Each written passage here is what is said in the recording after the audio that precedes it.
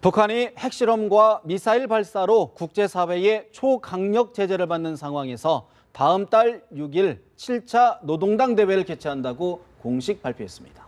송영선 전 새누리당 의원, 강명도 경기대 정치전문대학원 초빙 교수 모시고 36년 만에 북한 당대회 의미 그리고 한반도 정세 자세히 짚어봅니다. 두 분 어서 오십시오. 네, 안녕하십니까. 사실 지금 북한 조선중앙통신이 제7차 노동당 대회 일정을 이제 공식적으로 발표를 했는데, 강 교수님, 네. 사실 우리 시청자나 국민들 입장에서 이 노동당 대회가 도대체 어떤 의미인지 잘 모르는 분들이 계실 것 같아요. 어떤 의미인 겁니까? 그러니까 북한에서 이제 최고 지도기관은 조선노동당으로 되어 있지 않습니까? 예. 조선노동당이 국가보다 위에 있거든요. 당이 국가와 정부를 지도한다. 이렇게 되어 있기 때문에 당의 용도 따라 이렇게 하기 때문에, 그러면 이 당을 지도하는, 그러니까 최고 권력기관, 당의 권력기관은 뭐냐? 그 당대회죠. 예. 당대회에서 조선노동당 중앙위를 해산할 수도 있고 총비서를 선거하기도 하고 정책 강령을 발표하기도 하고, 모든 권력은 당대회에서 나오는 겁니다. 그래서 그 당대회 대표를 바로 김정은이가 맡지 않았습니까? 추대됐다고 하지 않습니까? 그러니까 당대회 대표가 조선노동당을 해산할 수도 있고 총비서를 모든 권한을 조선노동당 대회에서 결정하고 규정한다고 한다면 이게 아마 북한의 명실상부한 최고 권력기관이다. 예. 그러면 이번 7차 당대회에서는 뭐 어떤 것들을 결정하고 논의하는 지금까지 건가요? 북한에서 이제 6차 당대까지 있지 않았습니까? 예. 그러니까 6차 당대, 어느 때 1차가 어떻게 열리고 2차가 어떻게 열리는가를 알게 되면 북한의 정책 결정이 어디서 나오는지 알 수가 있습니다. 1차 당대를 소집해가지고 1차 당대 때 북한의 종강정책, 예. 북한의 당의 종강정책뿐만 아니고 북한 모든 국가 정부의 모든 종강정책, 경제정책을 다 여기서 방향을 정합니다. 예. 그때 1차 당대 때 3개년 계획을 발표했거든요. 그러니까 3개년 계획을 발표하고 나서 3년 있다가 2차 당대가 소집되는 겁니다. 그 2차 당대는 뭘로 하냐? 3개년 계획 동안에 목표로 제시했던 게 성과를 달성했나 못해 총알을 짓고 다음번 계획을 발표합니다. 이렇게 해서 3개년 계획, 5개년 계획, 6개년 계획, 7개년 계획까지, 예. 2차 7개년 계획까지 나와서 2차 7개년 계획을 수행한 것이, 그걸 총화 짓는 것이 6차 당대거든요. 예. 그리고 6차 당대가 있은 다음에는 당전이 전원회의가 있잖아요. 그걸 6기 1차 전원회의라고 합니다. 총화 짓는다는 건 평가한다는 의미인 거죠? 예. 그걸 결과 보고를 네네. 평가하고 결과를 이제 가지는 거죠. 그런데 이번에 6차 당대 때 80년도 10월 10일 날 6차 당대를 하고 나서는 한 번도 지금까지 당대를 못했는데, 왜 네. 못했냐면 그 전까지는 계속 성과가 됐다. 80년도까지는 이룩했다는 겁니다. 80년까지는.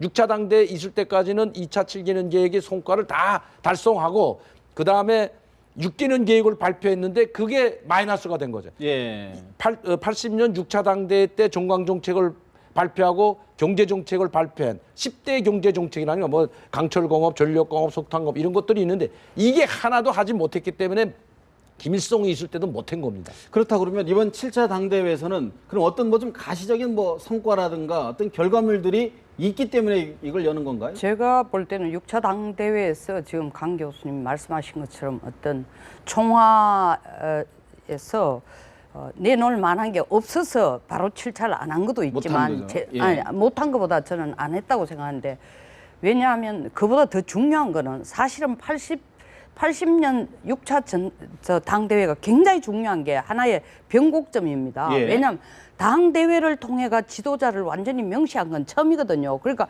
김정일한테 일단 권력을 물려주는 걸 만천하에 그때 117국에서 188명을 불러가지고 결국 어나운스 하는 거예요. 그리고 두 번째는 아까 얘기하던 10가지 경제정책, 또 그것에 제한하는 게 아니라 남쪽에 대해서 저거 나름대로 통일 정책까지 냈지 않습니까? 그 후에 30몇 년 동안 사실 뭐 김정일이 통치한 시간을 보면 한 30년 동안 근본적으로 뭘 바꾸다 해도 조그마한 당의 조직 이런 거나 바꾸지, 김정일이가 바꾸려고 하면, 정말 바꾸려고 하면 당 하려고 했으면 98년에 했어야 돼요. 98년에 당대회를 해야 되는데 98년에 당대회를 안 하고 헌법을 고쳐서 헌법 100조에 국방위원장이 최고의 권력 기구라는 걸 만들었습니다. 그러니까 추가적으로 뭐 할 게 없었어요. 근데 이번에는 제가 볼 때 경제정책 이런 것보다는 자력경쟁을 굉장히 강조하는 동시에 저는 조직 체제에 좀 변화를 가져오지 않을까. 왜냐하면 뭐 김기남이나 김영남이나 굉장히 나이도 됐고, 이제 세대 교체도 있지만 김정은 자신을 뭔가 자기 할아버지는 주석, 영원한 주석. 또 아버지는 국방위원장 했는데 자기는 지금 다 서기도 1서기, 1비서, 또 1위원장이니까 뭔가 새로운 타이틀 그런 걸 좀 생각할 수 있고. 뭔 타이틀이 있을까요? 아니면 자기도 똑같이 국방위원장 하든지 김여정을 저는 상당한 포스트에 갖다 놓고 그저께 최룡해하고 같이 밥을 먹었는 뭐 이렇게 최룡해를 사실 뭐 좀 다시 높은 자리로 중요하지 않을까 이래서 어쨌든 전반적으로는 조직의 좀 변화가 전반적으로는 김정은 체제의 확고한 그러니까 정립을 위한, 조연준이나 이런 제1 부부장 같은 친구들을 완전히 전면에 세우면서 왜냐하면 이게 당대회에 참석하는 3,000명을 뽑는데 전부 60세 이하예요. 60세 이상은 안 했으니까 이제 세대 교체도 그렇다 그러면 사실 그러면 지난번 6차 당대회 때 김정일을 세습을 공고화했다면 이제 많은 각국들이 왔어야 되는데 이번에는 지금 세계 각국에서 거의 오지 않는다는 거 아닙니까?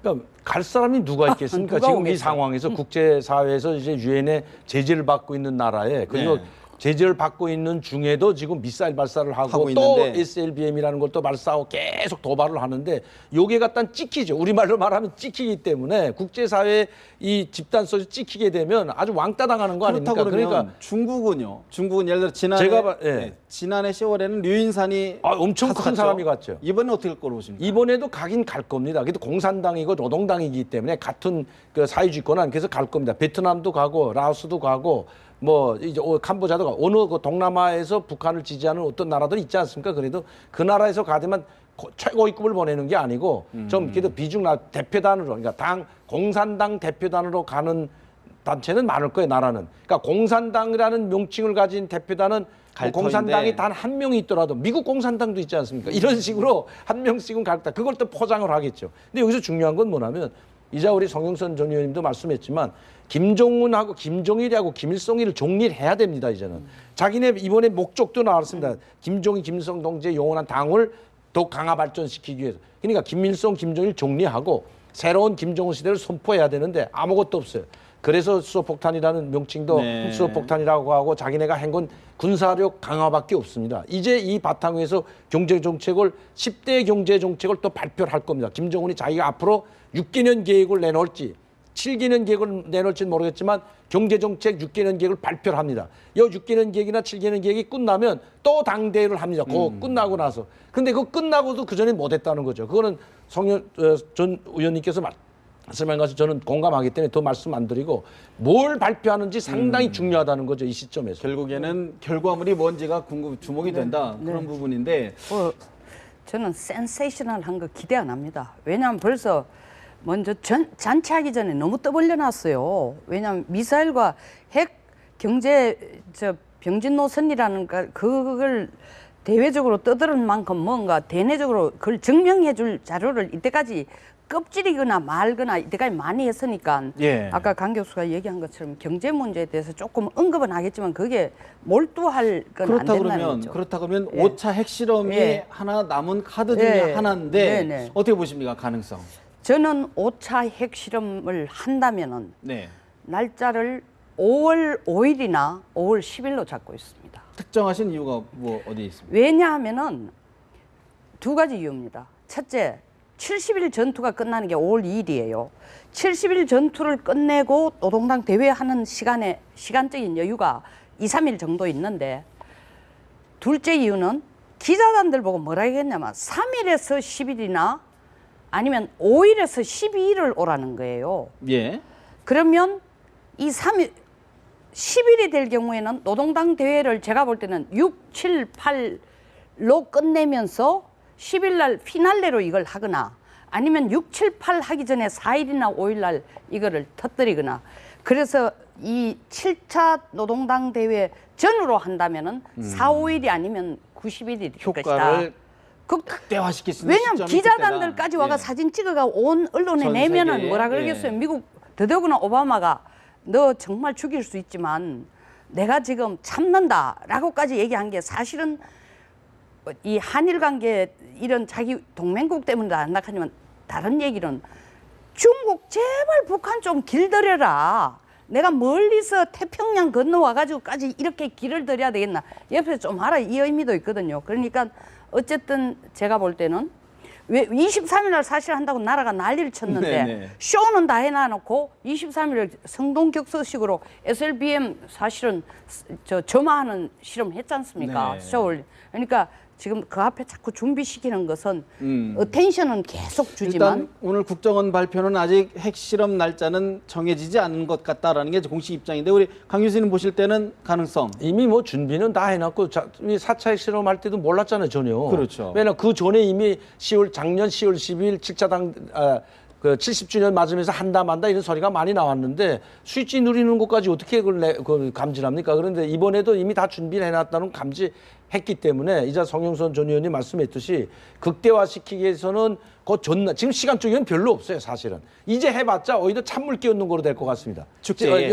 7차 당대 예. 뭐 또 국제 아빠 올라길던 공산당 대표도 안 할 수도 있어요. 만화시키게 되면. 그렇기 때문에 이걸 극대화시키려면 이제 성영선 전 의원님 말씀했듯이 끝나는 것과 동시에 10일 정도에 가서 축제 분위기로 한번 또 터뜨릴 수 있다는 건 보이죠. 지금은 시간이 너무 없습니다. 시간이 너무 없다. 근데 사실 지금 그동안 북한이 핵실험하는 패턴을 보면 3년 주기로 해서 어떤 기술적인 개량이라든가 기술적인 업그레이드를 시켜왔는데 하게 되면 넉 달 만에 지금 핵실험이란 말이죠. 그걸 잘 않을까요? 봐야 되는 게 네. 이때까지는 기술 첫째, 둘째는 우리가 재처리된 플루토늄을 하고 두 번째는 고농축 우라늄을 하고 네 번째가 사실은 시험용 핵 증폭 분열 실험을 했거든요. 예. 근데 핵 증폭 분열 실험이 사실은 3차 때보다도 진도가 더 낮습니다. 이게 3차 때가 5.2도인데 이게 4.9도란 말입니다.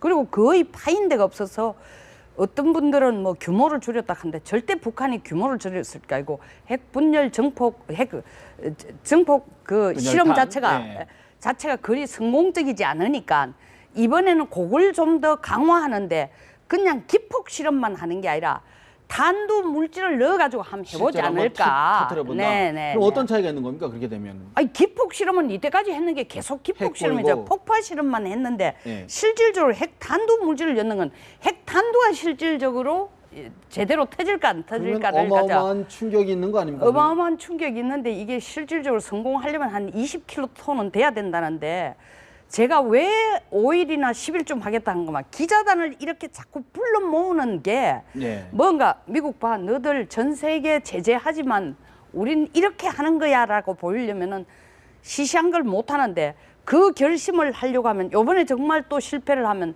4차처럼 비슷하고 지금 무수단이나 SLBM도 거의 성공적인 그렇죠. 건 아니거든요. 예. 논란의 여지가 많지만 그런 것처럼 짜잔 하는 국제적인 효과가 상대적으로 적으니까 사실 뭐 그 기자단이나 오는 규모 같은 거를 또 많이 또 생각을 할 겁니다. 예. 사실 뭐 실패하더라도 사실 실패 속에서 뭔가 기술을 조금씩 그럼요. 그건 확실하죠. 불안한 건데 네. 강 교수님은 어떻게 보십니까? 지금 저는 4차까지 핵실험을 했다면 이미 기포장치 실험은 끝났다고 보고요. 그 소형 핵탄두를 보여주지 않았습니까? KN-14라고 하는 그 대륙간 탄도미사일로 같은 둥그런 둥그런 거 예. 아니 그걸 꺼내가 제끼고 네. 다 보여줬잖아요. 거기서 딱 꺼내가지고 나온 그 큰 대륙간 탄도미사일 이렇게 앞부분을 제껴놨잖아요. 탄두가 장착된 부분을 그걸 꺼내놔서 김정은이가 보여줬다는 건 그걸 보게 되면 그 군사 전문가들은 100% 압니다. 저기 가짜냐 아니냐. 그 정도로 그러면 이걸 가짜를 내놓고 하진 않았다는 거죠. 그렇다면 이게 진짜 모형과 똑같은 거라면 이미 북한의 소형화도 이제는 됐다고 봐야 되는데 벌써 네 번째 그렇죠. 하지 않았습니까? 이번에 다섯 번째는 그건 뭐일까? 저는 그것도 성영선 전 의원이가 생각을 같이 합니다. 왜냐하면 이제 왜 수소폭탄이라고 했을까 북한이? 그것도 소형 수소폭탄, 시험용 소형 수소폭탄이라서 소형, 실험용. 그러니까 이게 진짜 날아가는 거야 아니다. 조그맣게 했다. 이제 그래서 이제 뭐 한 4.9킬로톤까지 나온지는 모르지만 네. 이번에 그걸 더 보강함으로 해가지고 진짜 수소폭탄까지 성공하게 된다면 이건 그야말로 정말 큰 충격인 거죠. 그건 조금 걱정 너무 하시오. 핵 증폭 분열 실험에서 수소폭탄 가는 것도 이 완전히 어린애에서 한 고등학교까지 가는 거니까 그건 너무 이 국내에서 우리가 안보를 위협을 과대평가하는 것도 네. 문제지만 참 과소평가하는 건 문제지만 너무 북한은 막 전지전능한 것처럼 할 필요 없어요. 그러나 확실한 거는 교수님이나 저나 똑같이 생각을 하고 있지만 확실한 거는 끊임없이 밤잠 안 자고 기술 개발한다. 하고 있다. 이 SLBM이나 무수단이 왜 중요하냐 하면은 북한이 KN-O2나 방사포는 고체 연료 엔진을 갖고 있는데 무수단이나 SLBM은 고체 연료 엔진이 없습니다. 고체 연료 엔진을 갖는다는 게 왜 중요하냐면 은닉성이에요. 그렇죠. 이 주유하는 데 시간이 시간이 안 걸리잖아요. 걸리잖아요. 그다음에 은닉성이 된다는 건 기습성도 되는 거예요. 접근하기 그러니까 힘들다는 거죠. 이 기술 여기에 계속 지금 테스트를 하는 이유는 고체 연료 엔진을 만들 수 있냐, 성공적이냐. 또 SLBM도 뭐 내일 모레 바로 디플로이 전개되는 것 같지만 SLBM이 정말 제대로 이 전력으로 전개되려면 시간이 엄청나게 걸립니다. 근데요, 저는 사실 개인적으로 궁금한 것이 예. 북한이 SLBM 실험을 저렇게 하는데 과연 우리 해군, 우리 군은 뭘 하고 있는가? 아, 잠깐만. 저는 그게 좀 궁금해요. 자, 북한의 SLBM을 어느 정도로 봐야 되는? 이번에도 밑에 저 잠수함이 깨져가지고 바지선으로 받쳤잖아요. 근데 제일 먼저 사출 실험을 성공한다는 것은 이 발사대를 똑바로 수중에서 세우는 네. 겁니다. 1차 그걸 하려고 작년에 실험을 몇 번 했고, 두 번째는 사출되는 순간 수면에 올라오자마자 바로 점화되는 실험 해가 성공했고, 이번에는 점화돼가지고 겨우 뜨는 것까지 예. 발사되는 것까지 실험을 했음에도 불구하고 이게 제대로 역할을 하려면 세 가지가 갖춰져야 된다는 거예요. 잠수함 크기가 3,000톤은 넘어야 된다. 네네. 이게 깨진 게 너무 정해. 밑에서 받친 힘이 너그져 있고 3,000톤 넘어야 수중 50m까지 지지가 할 수 되겠죠. 있다라는 예, 예. 거죠. 그다음에 이게 발사체 하나가는 안 돼요. 그런데 우리 한국의 잠수함은 장보고 3-2가 2020년에 3,000톤급이 9척이나 됩니다. 2020년에, 예. 예. 그걸 제대로 만들어 가지고 전력화 하려면 2027년까지 가지만 단 한 가지 북한보다 떨어지는 거 우리가 핵 탄두가 없다는 것. 한국 미사일도 물론 북한처럼 뭐 만 얼마 이건 아니지만 순양 미사일이나 이런 걸 얼마든지, 치면 충분히 예. 되죠. 그러니까 핵을 가지고 있지는 않지만 잠수함 크기로 치면 용량을 치면 우리가 압도적이죠. 알겠습니다. 사실 근데 지금 북한이요. 아까 우리 송 의원님이 말씀을 주셨는데 미국의 오바마 대통령이 우리가 맘만 먹으면 지금 타격할 수 있다. 동맹 한국을 고려하고 있다.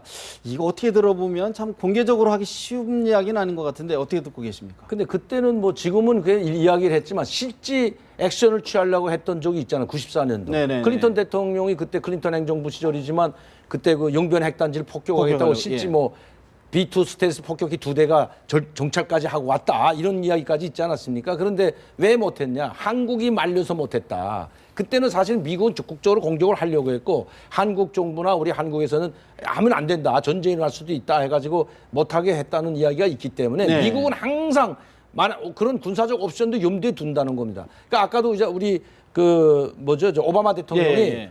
우리 동맹국인 동맹. 한국이 피해를 받을까 하면 내가 참고 있는 거다. 그런데 사실은 그렇다면 반대로 한국이 요구하면 할 수도 있다는 거 아닙니까? 아. 거꾸로. 자, 그래. 우리 한국이 한국이 요구할 수 감수를 있다. 하겠다. 우리가 예. 만반의 준비를 갖추고 우리 하자. 이제 더 이상 말릴 수 없다. 우리가 더 이상 핵위협에 노출될 수가 없다. 이제 언제 북한에 아까도 오바마 대통령이 이야기했듯이 무책임한 김정은 나이 어린 사람 어떻게 튈지 모르는 녹비공 같은 네. 김정은이 손에 핵무기 20-30개 쥐고 있다면 이게 만약씩 우리 한국 쪽으로 날아온다면 울컥해서 미사일을 쏘는 사람이 무슨 짓인들 못하겠습니까? 그렇기 때문에 이건 심각한 문제라고 생각이 됩니다. 사실 그 뒤에 이제 결국에는 이제 중국에 또 하나 걸려 있는 거 아니겠습니까? 당연하죠. 이 메시지가 아까도 말씀드린 네. 것처럼 얼른 보면은 북한에게 주는 메시지만 더 큰 메시지는 시누이보다 뒤에 있는 시어머니를 지금 가는 거예요. 버릇 좀 제대로 고쳐주면 시누이가 이렇게 뿔 달린 망아지처럼 설치지 않을 텐데 그렇게 국제사회에서 네가 큰 형이나 시어머니처럼 제대로 해돌락 하는데도 왜 이 난리를 피우냐. 이 메시지가 동시에 들어가지만 훨씬 더 큰 메시지예요. 그런데요. 사실 지금 예. 보니까 김정일의 요리사 출신이라고 하는 일본인 후지모토 후지모토 겐지. 겐지가 이게 진짜인지 거짓말인지 아시면 제가 국회의원 할 때 겐지를 우리 방에서 네. 저희 불러가 3시간 내가 면담을 직접 근데 오늘 했습니다. 그 얘기를 했어요. 예. 김정은은 전쟁할 예. 생각이 없다. 예. 핵위협을 하니까 자, 울컥해서 한다. 그 이거? 분위기를 보십시오. 김정은이가 7살 때부터 계속 후지모토 겐지가 밥을 해줬다는 거 아닙니까? 해줬으니까 정말 자기가 밥을 해줬지만 완전히 자기 피부치처럼 생각하는데 김정은이 그거 완전히 이제 쇼를 한번 하는 거죠. 또 마음이 편한 대로 얘기한 거야. 야, 내가 미국에 제안할 때마다 미국이 내한테 힘든 걸 자꾸 하니까 정말 열받아서 내가 쏜 거지. 하고 있다. 난 남쪽에 전쟁할 생각 없다. 그러나 진심이면서 아주 약간 취중 농담처럼 하지만 이 친구가 나가면 일본 언론에 인터뷰를 할 거고 것이다. 한국에도 날 알려질 거고 것이다. 이걸 계산하는 거예요. 무슨 얘기냐? 북한이 화전 양면 전술을 지금 쓰는 거야. 이렇게 크게 나오지만 야, 이 얘기 들었으면 좀 와서 얘기 좀 하자. 대화 제스처다. 이걸 노리고 지금 하는 거예요. 어떻게 보십니까? 예, 저도 같은 의견이고 이제 7차 당대회가 끝나면 아마 북한이 강경 모드에서 어느 정도 돌아설 겁니다. 그거 반드시 돌아서지 않으면 살아가기가 힘들기 때문에 이런 제재 속에서 버틸 수가 없어요. 아무리 중국이 조금 도와준다고 하지만 버틸 수가 없기 때문에 그러면 김정은이가 생각하는 뭐냐. 핵을 포기하겠다는 게 아니고 핵을 인정하는 조건에서 더 이상 핵 만들지 않고 확산시키지 않겠다는 쪽으로 회담을 하자는 거거든요. 그러니까 미국은 이게 안 된다는 거 아닙니까? 네. 그러니까 북한이 김정은 정권이 존재하는 한 핵 문제는 영원히 해결이 안 된다는 거. 김정은이 생각은 이미 만들어놓은 핵은 포기 안 하겠다는 거 아닙니까? 그럼 미국이 그걸 인정해 줄 수가 있습니까? 안 되는 거죠. 그러니까 이런 이야기를 이자처럼 후지모토 겐지를 통해서 이야기하는데 저는 후지모토 겐지가 만들어준 스시도 먹어봤어요. 그 사람이 원래 고려호텔 요리사였습니다. 예, 그리고 예. 고려호텔 아시잖아요. 북한의 가장 좋았던 30중 고려호텔 일식집 일식 요리사였는데 그 김정일이가 필요하면 데리고 갔어요. 이제 그 뭐 80년대 중반부터 목난관에도 데려다 요리도 네. 시키고 특각 별장에 간부들 하면 거기서 요리도 해주고 했는데 저는 그 후지모토 겐지 말이 거짓말이다기보다 이제 우리 송영선 전 의원이 말씀했듯이 이 후지모토 겐지를 이용해 가지고 자기가 네. 나는 나는 이렇게 하기 싫은데 미국 때문에 간다는 것처럼 하고 이걸 뭐 어디 한번 쓰면 로드몬이라는 그 농구 선수 네. 통해서 한번 생일 축하 써먹었다가 불렀던, 네. 같이 지금 이상한 사람 돼버려 가지고 이제 초청도 안 하지 않습니까? 그렇다 그러면요. 그렇다면 마지막으로 사실 그러면 김정은 정권이 미사일 5차 핵실험을 네. 안 할 가능성도 있다 이렇게 받을 수 5차 핵실험은 무조건 하죠. 그런데 언제냐가 문제죠. 5차 핵실험 반드시 하죠. 반드시 하죠. 5차 핵실험을 안 한다는 얘기는 실질적으로 거의 미국에게 우리는 핵 개발 안 하겠다라는 메시지를 간접적으로 주는 거나 같습니다. 합니다. 준비도 다 돼 있고. 근데 가장 이게 지금 계산을 하는 게 국내적인 것뿐만 아니라 미국의 협상 테이블로 끌어내는데 가장 효과적인 시간도 계산하고 있습니다. 알겠습니다. 예. 사실 지금 안팎의 우려, 경제 우려도 높은데 안보 위기까지 온 국민을 불안하게 하는 거 아닌가 싶습니다. 두 분 말씀 여기서 드리겠습니다. 고맙습니다.